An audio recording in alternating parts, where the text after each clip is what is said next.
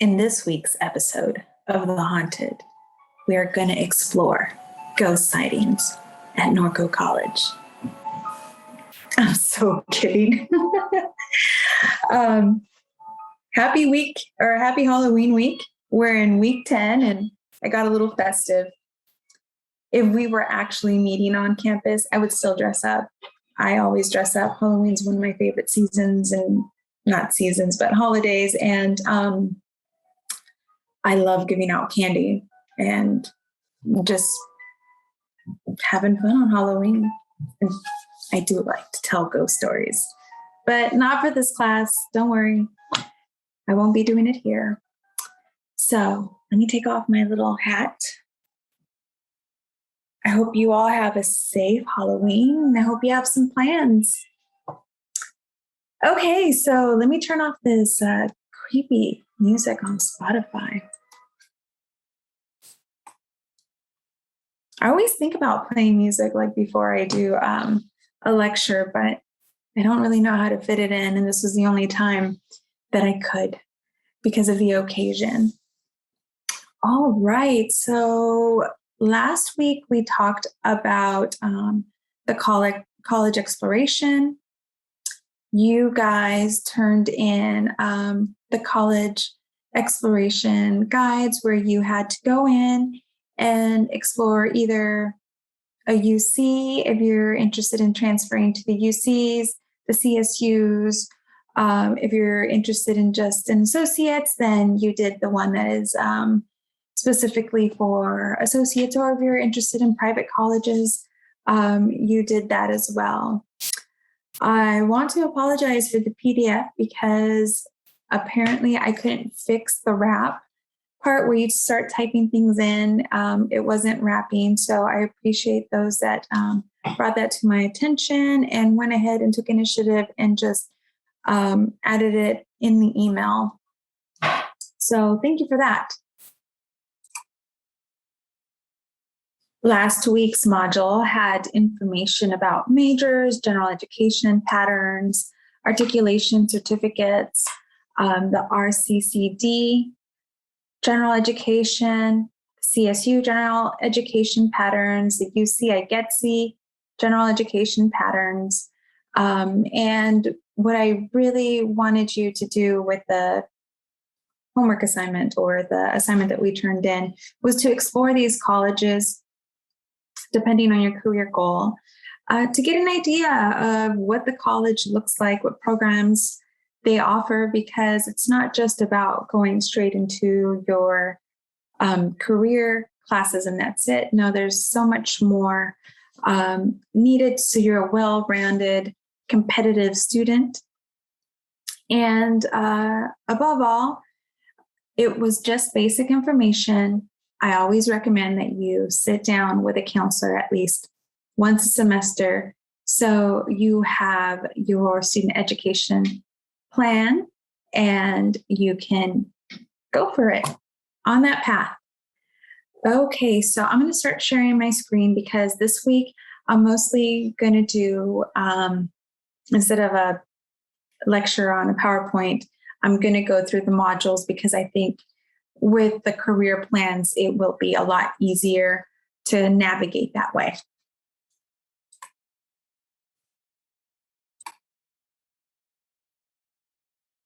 Okay, so here we are, week 10. Week 10 encompasses the career plans, and we're going to work on the career plans this week and next week. So week 11 will be a continuation of this week. There's a lot this week. So let's enter the objectives. And like it states here, we have entered the career plans and we'll be working on the career plans this week and next week. I have a little information here that landing a job requires a lot more than just the right degree, experience, or series of technical skills. You're going to need soft skills. And soft skills include leadership, written and verbal communication, problem solving, motivation, interpersonal skills, and creativity. These skills are not taught in a formal class, but are learned through interactions, experiences in the workforce with each other as you interact with others. And let's talk about the learning objectives for this week. You're going to understand the difference between hard and soft skills, analyze how well you have developed your soft skills, identify career-specific skills, abilities to ensure competitiveness in the job market, search for current job openings for your career goals. So you already have a career goal. You did that when you made the decision in step 5. And so these are the plans that we're working for you to get there.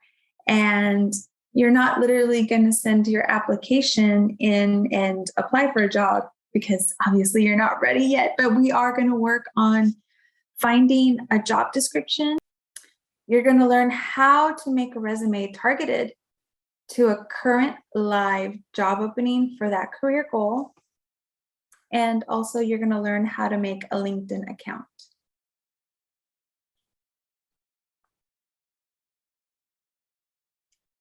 The to-do list for week 10. Now this is the information that is in the content, the meat of the module. It's really important that you do take the time to watch the videos that are in the modules because it's going to give you information that you will need to create your resume and also just learn more about the soft skills, hard skills. So let's start with the to-do list. Read the employability skills for industry. Review employability and soft skills. Are they the same? Read what are some important soft skills. Read what is a competitive advantage. Now this is competitive advantage in the market, job market place. 5, watch resume overview lessons 1 through 7 to assist you in writing your resume. 6, career goal, job search. 7, watch LinkedIn videos to assist you in creating your own LinkedIn profile. And this week you do have 3 assignments. You're going to complete the career fill-in PDF assignment, and I do have a video for that to help you. That's already in that page assignment. Build an effective resume based on your career goal. And you're going to create a professional LinkedIn profile. Now, the way you're going to turn in that assignment is you're going to go to the discussion thread and type in your URL web page for your profile. And let's get started on the modules.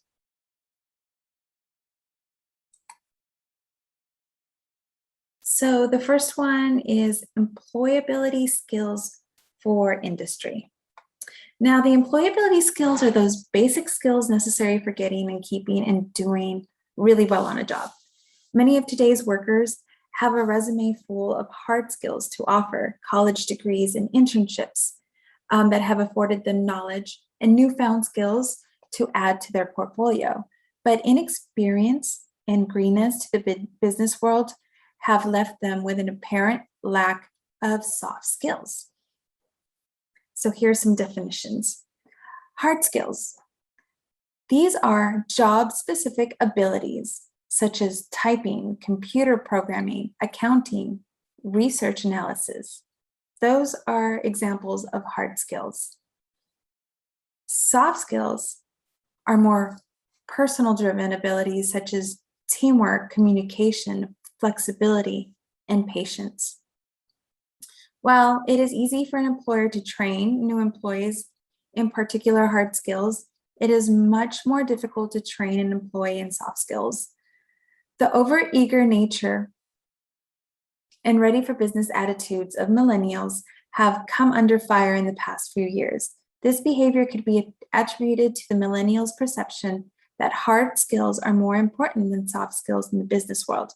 While millennials are known for being technically technology savvy, soft skills are more effectively developed and strengthened over time.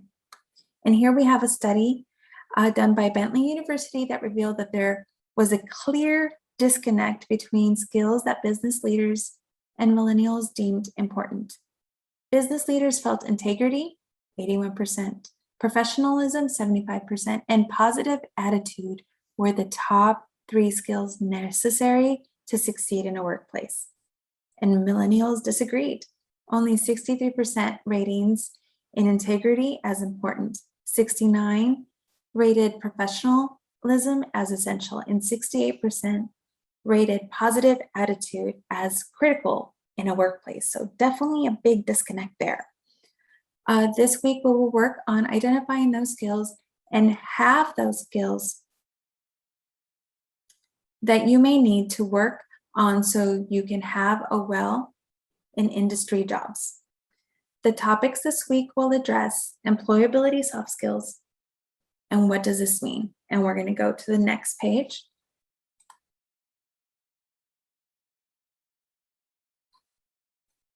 So here it talks about employability and soft skills. Are they the same? While I'm in here, I'm going to go ahead and edit this because I meant to add these.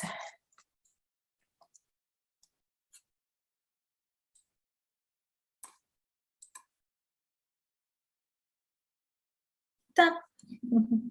While most people think that their hard skills are their employability skills, hard skills are more often referred to a person's ability to perform a certain task, job, or activity.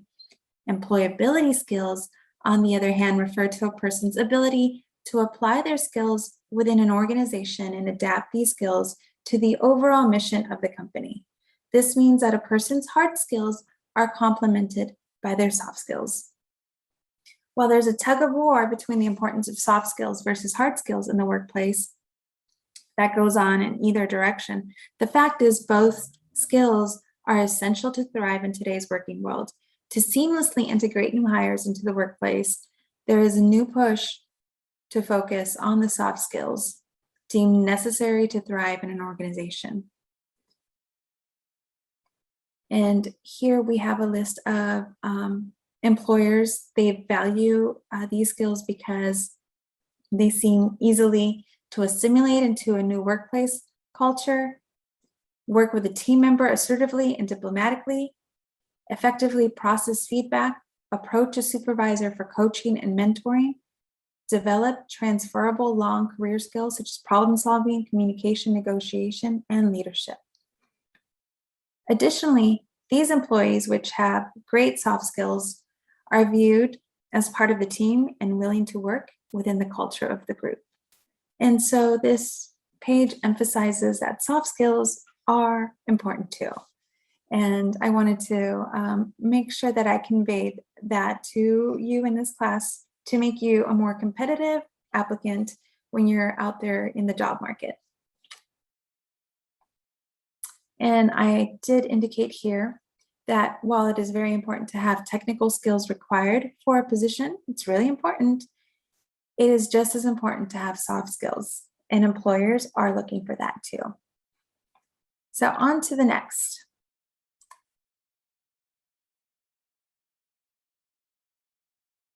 And this module page is about what are some important soft skills. And I'm not going to read the whole paragraph, but just highlight important things here. Entry-level employees with good personal skills have confidence in themselves and deal with others honestly and openly, displaying respect for themselves, their coworkers, and their supervisor, regardless of other people's diversity and individual differences. Okay, so here are important soft skills. Listening. No one wants to work with someone who isn't a good listener. If you can't follow instructions, it doesn't matter how brilliant or talented you may be, you're going to mess something up. How can you show up? How can you show you're a good listener? Follow directions carefully. Take notes. I really appreciate myself when I'm training someone that they take the time to take notes. That way they can refer back to their notes. Obviously, they can come ask me questions too. But I really like to see when people take initiative and take notes, especially when they're learning. Adaptability. No one loves change, especially at work, but today, many flexible and having a good attitude while working is an unexpected valuable skill. Teamwork. It's hard to find a job description that doesn't mention working with a team. That's why it was important for me to add the exact opposite assignment when we talked about and worked on the personalities and different personalities, the Myers-Briggs assessment, because we work in a world where everyone's different and we're not all going to see things the same. We're not all going to convey things the same. So if we understand each other and we can come together and work as a team, we're much more productive. Judgment is another important soft skill. You can't teach someone to have good judgment.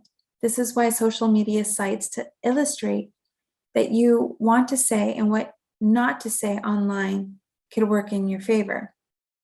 This is a tough self-assessment, but if you've ever posted something on Facebook and lived to regret it, you could probably use some extra practice on good judgment.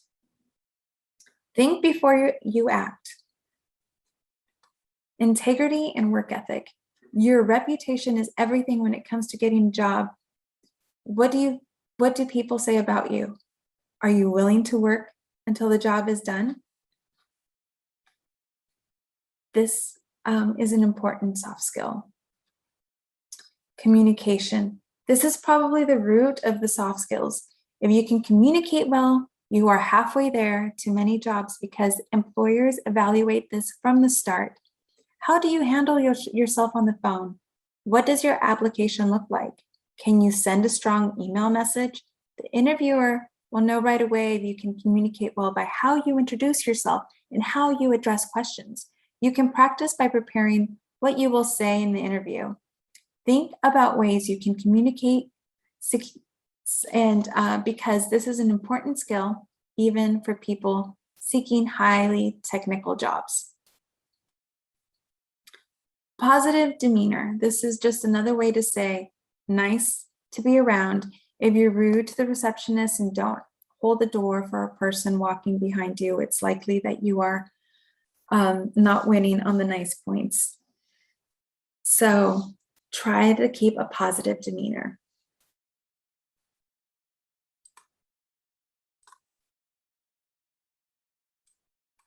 Next, what is a competitive advantage? Success in the new economy. So we're not going to be reviewing soft skills anymore. We're going to dive into the competitive advantage, and this is the ability to stay ahead of your present and potential competition. So you got to remember that you are competing for jobs. What's going to make you stand out? What's going to make an employer think, I should hire you? I need you. People typically gain a competitive advantage by evaluating the strengths and weakness of their competitors and seeing how you, meaning you, can improve your own performance and obtain the advantage. To obtain a competitive advantage, you have to be clear about 3 things: benefit, target market, and competition. I really encourage you to take the time to watch this video. It is a video by Dr. Fleming. And again, way back in week 1, I think it was, that we talked about what it means to be underemployed. And this touches on that and also touches on how to have a competitive advantage. So make sure to watch that on your own time. How to gain a competitive advantage. Gaining a competitive advantage can set you apart from other applicants during a job search or a position for a rapid career advancement and additional compensation. And while it's important, working harder isn't the solution to gaining a competitive edge. You must work strategically to lift yourself above the competition. So here are 5 steps you can use to gain a competitive advantage. Maintain your skills. So what does that entail? There's always room to improve upon your skill set or learn about innovations made in your field. Be eager to master your skills and then go beyond. If you continually learn the newest cutting edge information and technologies in other areas, you'll find that you'll quickly become the go-to person and will be viewed as the expert in the workplace. This can rapidly give you a competitive advantage over others. Number 2, add value to the company. Identify how you and your job fit within your organization and what to do to increase the bottom line for the organization. Also, identify which of the responsibility delivers the most value for the organization. Make sure that these high value activities are of your greatest priority and go above and beyond in your performance. Develop new skills. Expanding your skill set and developing new ones will make you more valuable to your company or any workforce. In today's world, companies are adapting new technologies and trends at a rapid pace. Read up on the latest trends and technologies and try to keep yourself competitive by knowing the new technology. You can also improve knowledge skills by attending classes, workshops, professional developments, and seminars. Number 4, improve interpersonal skills. Hard skills are obviously essential for your job, but what truly gives you an advantage over others is your mastery of interpersonal skills. Your ability to work as part of a team and get along well with others is just as important, if not more important, than the mastery of hard skills. Some of the top ones to focus on are leadership, teamwork, social skills, problem-solving skills, communication, both written and verbal, encouraging and supporting others, positivity. Those are all super important. Communicate effectively. Your ability to communicate effectively can increase your significance in any organization you go to. For example, if you can explain the needs of a project clearly and efficiently that the recipient understands fully in the first email, you will get results a lot quicker and you will be more in demand. Lastly, exceed expectations. When you go above and beyond in your work, others will notice. When you go beyond others are doing and willing to do, you will stand out to management and achieve a competitive edge and most likely a chance for a rapid advancement in your career. So these are all very important. These are all very important ways to gain a competitive advantage. So let me get rid of that. Tips for gaining a competitive advantage at work. Here are a few tips to help you gain a competitive advantage in the workplace. Invest in yourself. Be willing to invest time and money in your professional development. Read books, listen to podcasts, attend classes, workshops, webinars, and seminars. If you are ready to go all in on your professional development, you could even invest in a coaching unit for yourself. Join professional associations. That was part of your assignment. Being part of associations are always a great idea because they give you access to like-minded professionals in your industry who can help you gain access to new and exciting opportunities. Through professional associations, you can access learning opportunities, go to training conferences, or go to online education platforms. So the key is hone your leadership skills. Look for the opportunity to take leadership responsibilities at work. As a leader, you'll be able to practice a variety of skills, including communication, negotiation, management, and collaboration. Leadership roles also improve your visibility and professional reputation. Okay, so we've reached the end of the first part of content in week 10. We've been through a lot, haven't we? Okay, so where are we? So we just went through this area. Resume overview. This is really important if you've never created a resume. You're going to be creating a resume, and each video, open it up,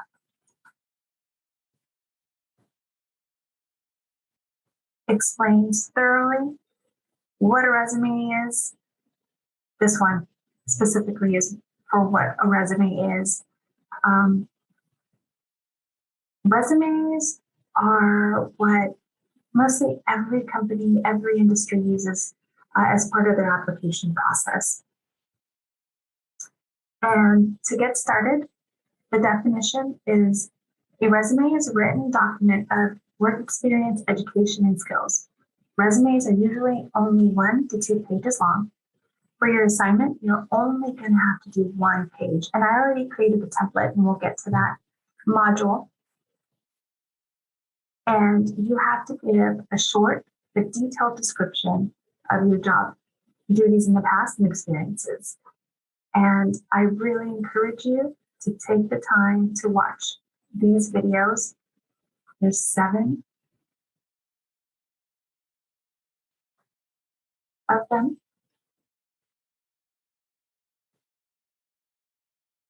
Broken down into lesson 1, 2, 3, 4, 5, 6, 7. Okay, so the next part is the career goal